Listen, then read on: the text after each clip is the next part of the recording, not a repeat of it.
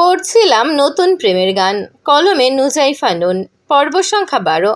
Professor Sheikh সিয়াদাত Shahriar, আপনি সত্যি এই কোম্পানির চেয়ারম্যান, নাকি আমাকে ভয় দেখানোর জন্য মিথ্যের আশ্রয় নিয়েছেন?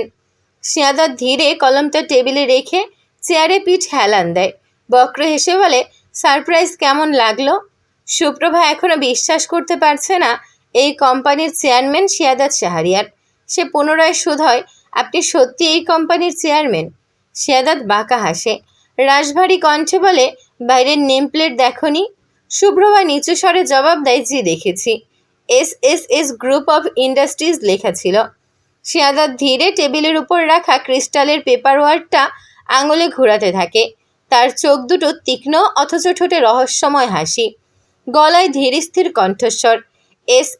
এস ফুল মিনিং কি জানো? সুপ্রভা চুপ করে দাঁড়িয়ে থাকে, গলা শুকিয়ে কাঠ হয়ে গিয়েছে। বাইরের নেম প্লেটে এস গ্রুপ অফ ইন্ডাস্ট্রিজ লেখা দেখে তার বুকটা কিঞ্চিত কেঁপে উঠেছিল ঠিকই, কিন্তু এস এর পূর্ণরূপ শেখ সিয়াদাত শাহরিয়ার, এটা তার ছোট্ট মস্তিষ্ক ঠাউর করতে পারেনি। সুপ্রভার মাথা চক্কর দিয়ে ওঠে। তার মনে হয় মেঝেটা যেন ধীরে ধীরে সরে যাচ্ছে পায়ের নিচ থেকে। যে মানুষটার থেকে পালানোর জন্য সে নিজের আপনজন পরিচিত শহর ছেড়ে অচেনা শহরে পাড়ি জমিয়েছে, এখন সেই মানুষটার সামনেই সে দাঁড়িয়ে রয়েছে। ব্যাপারটা সিনেমাটিক, রোমাঞ্চকরও বটে, কিন্তু সুপ্রভার মধ্যে তেমন কোনো প্রতিক্রিয়া লক্ষ্য করা যায় না। সিয়াদাত নিজেই উত্তর দেয়, শেখ সিয়াদাত শাহরিয়ার, আমার নামেই এই সাম্রাজ্য। আমার বাবা সাদমান শেখ এই কোম্পানির মালিক। সুপ্রভার বুক ধড়ফড় করছে, বড়ই অশান্তি লাগছে। সে কাঁপতে থাকা গলায় বলে, আমি যদি জানতাম এটা আপনার কোম্পানি, এখানে চাকরি করতে আসা তো দূরের কথা, এই শহরেই পা রাখতাম না। সিয়াদাত সুপ্রভার চোখের দিকে তাকিয়ে স্মিথ হেসে বলে, তুমি যে শহরেই যাও না কেন, এই সিয়াদাত শাহরিয়ারের চোখের আড়াল হওয়ার সাধ্য তোমার নেই। যেখানেই যাবে সেখানেই সিয়াদাত শাহরিয়ারকে পাবে। সুপ্রভার হৃদয় হঠাৎ অদ্ভুতভাবে জোরে ধড়ফড় করতে শুরু করে। সে বুঝতে পারে এই মানুষটা শুধুই ক্ষমতাবান নয়, মানুষটা সম্মোহন জানে। তার চোখের মধ্যেও এক অদ্ভুত আকর্ষণ, এক রহস্যময় জাদু আছে, যা তাকে অচেতনভাবে টানছে। কিছু সময় এই মানুষটার চোখের সামনে থাকলে সুপ্রভা হয়তো সত্যি সত্যি তার প্রেমে পড়ে যাবে, যেটা সুপ্রভা চায় না। সে জোরালো গলায় বলে, আমার চাকরির কোনো প্রয়োজন নেই, আমি আজই রেজিগনেশন দেব। বলেই সুপ্রভা দরজার দিকে এগিয়ে যায়। সিয়াদাত কুটিল হাসে, নিবিড় গলায় বলে, দাও। সুপ্রভার পা থেমে যায়, কিন্তু পেছন ফিরে তাকায় না। দরজার দিকে মুখ করে তেজি গলায় বলে, আমি সিরিয়াস। সিয়াদাত ছোট করে জবাব দেয়, আমিও। সিয়াদাতের অভিসন্ধি মোটেও ঠিক লাগে না সুপ্রভার। সে তড়িৎ পেছন ফিরে। সিয়াদাত টেলিফোনে কারোর সাথে কথা বলছে। সে টেলিফোন রাখার মিনিট দুয়েক পরেই কেবিনের বাইরে থেকে মেইলি সুরেলা কণ্ঠ শোনা যায়, মে আই কামিন স্যার? সিয়াদাত গম্ভীর গলায় বলে, ইয়েস। মেয়েটা সিয়াদাতের হাতে একটা নীল রঙের ফাইল দিয়ে যায়। সিয়াদাত ফাইলটা খুলে টেবিলের উপর রাখে, মৃদু গলায় বলে, কন্ট্যাক্ট পেপারটা ভালো করে পড়েছিলে? সুপ্রভার ভ্রু কুঁচকে যায়।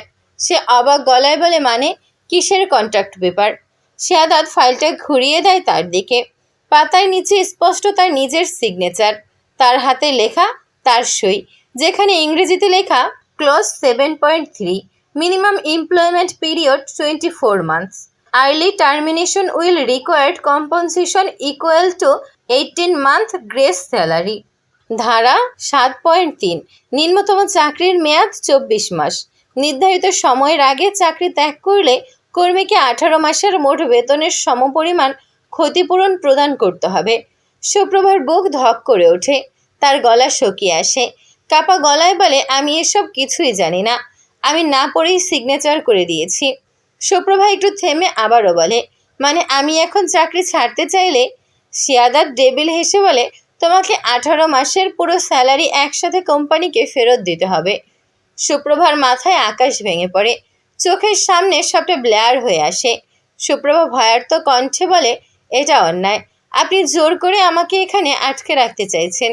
সিয়াদাত চেয়ারে হেলান দিয়ে আয়েশ করে বসে, নির্লিপ্ত গলায় বলে, তোমাকে জোর করা হচ্ছে না মিস সুপ্রভা, তুমি চাইলেই চাকরি ছাড়তে পারবে, শুধু কোম্পানিকে 18 মাসের বেতন দিতে হবে।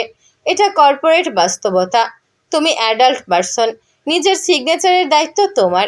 সুপ্রভার চোখে এবার সত্যিকারের আতঙ্কের ছায়া নেমে আসে। এই শহরে নিজের বলতে তার কেউ নেই, কোনো সঞ্চয় নেই।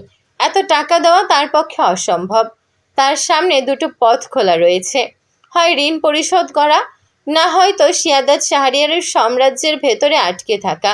সুপ্রভা কি করবে কিছুই বুঝে উঠতে পারে না। বড্ড অসহায় লাগে নিজেকে।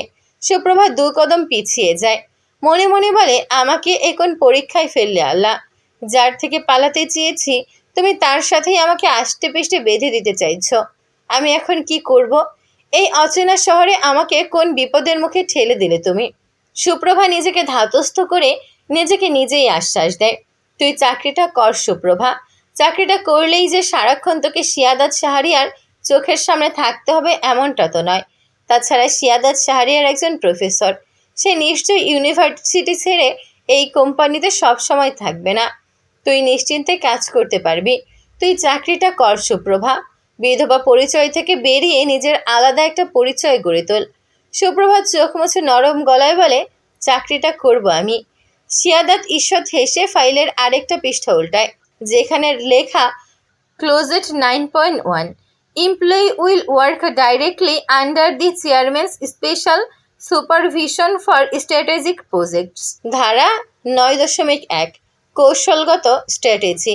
প্রকল্পসমূহের ক্ষেত্রে কর্মী সরাসরি চেয়ারম্যানের বিশেষ তত্ত্বাবধানে কাজ করবেন। বিস্ময়ে সুপ্রভার চোখ বড় হয়ে যায়। সে হতবাক কণ্ঠে বলে, মানে আমি সরাসরি আপনার অধীনে? এক্স্যাক্টলি। এক মুহূর্তের জন্য তার শ্বাস বন্ধ হয়ে আসে। সে ভয়ে ভয়ে বলে, আমি অন্য কোনো প্রজেক্টে কাজ করতে পারি না? শিয়াদা চেয়ারের হাতলে আঙুল বোলাতে বোলাতে শান্ত স্বরে বলে, না, কৌশলগত প্রজেক্টগুলো সরাসরি আমার তত্ত্বাবধানে চলে। আর তুমি এখন সেই টিমের অংশ। আমি তোমাকে যা যা করতে বলবো তুমি সেগুলো করতে বাধ্য। সুপ্রভার শরীর কেমন ঝিমঝিম করছে, হাত পা কাঁপছে। শিয়াদাত সুপ্রভার দিকে এক পলক তাকিয়ে দৃষ্টি নামিয়ে নেয়। মৃদু গলায় বলে, তোমার জন্য আরও একটা সারপ্রাইজ আছে। সুপ্রভা ধীর গলায় বলে, কি সারপ্রাইজ? আমি তোমাকে আমার স্লিপিং পার্টনার করতে চাই। Will you be my sleeping partner?